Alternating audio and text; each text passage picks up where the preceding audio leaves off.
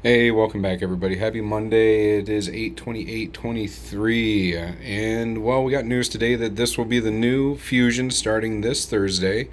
Uh, I've been watching some of the other content creators, talking to some people.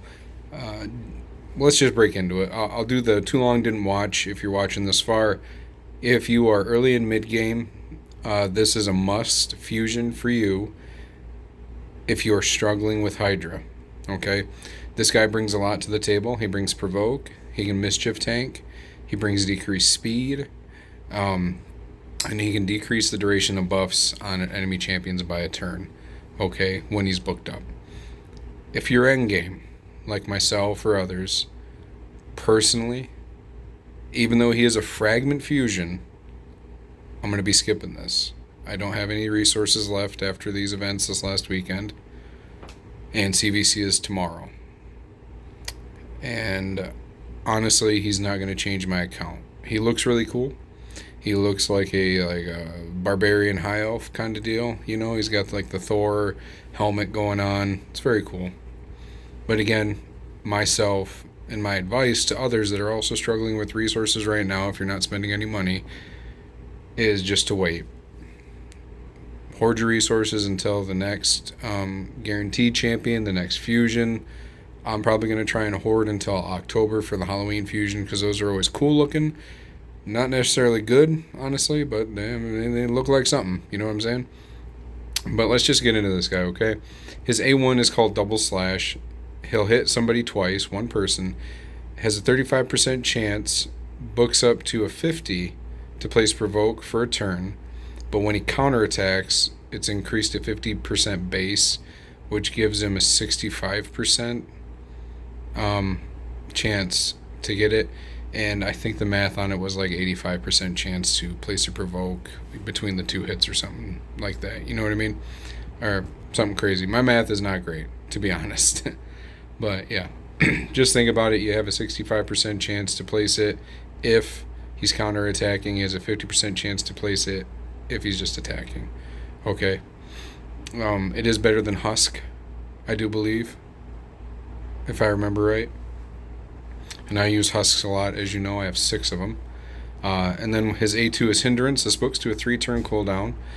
He'll attack all enemies. Before attacking, books up to 100% of decrease in the duration of all enemy buffs by a turn. And then he has a 100% chance of placing decreased speed. Now, there's something to think about here. Before attacking, he will decrease their buffs for 1 turn. So he doesn't have, if he weak hits, he still decreases the buffs for a turn. Does that make sense? Because he has not made contact to force those buffs to be decreased by a turn. Right? There's a cause and effect. A lot of times a champion will have an ability that says hit and then does this. This guy says he will attack them, but before his hit, he will decrease their buffs by a turn. This is a very fortunate thing. Solid skill. I like it. Flawless Stratagem is his A3. This books to a 4-turn cooldown.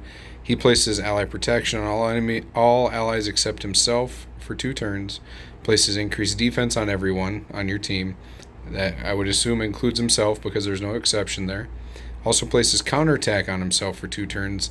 Then places a shield on himself for 2 turns. That is the value of the shield is proportional to this champion's defense. Okay? Something to think about there. So this ability here makes him a mischief tank because he gets 3 buffs off this one ability, giving everybody else on the team 2. Okay? And then his passive, Protect the Troops. Whenever he is attacked, heals himself by 1% for each 500 defense he has. Heals all other allies under ally protection buffs placed by this champion by 30% of this skill's initial heal. Okay? Pretty decent heal from what I understand. Nothing crazy though. And he also brings an aura, which is a solid aura, that increases ally accuracy in the battles by 60. Okay? So you can build him up with enough resistance, but you're lacking in accuracy to place the provoke or decrease buffs. No problem. You can put him in the lead and you'll give yourself 60 accuracy. It's very good. Yeah, I'm just going to say this right from the get-go. This is my hot take. I'm not going for him. I'm not going to compete in anything. I'm probably just going to do Clan Boss and CVC and Hydra Clash for the next month or so, and then I'll see, or next 2 weeks or so, and then I'll see what we're doing for the next fusion, if that one's going to be worth it or not. But that's just my hot take on this. Again, thank you everybody for tuning in. If you have any questions, concerns, please leave them in the comments down below. And as always, I love you. God bless, and goodbye.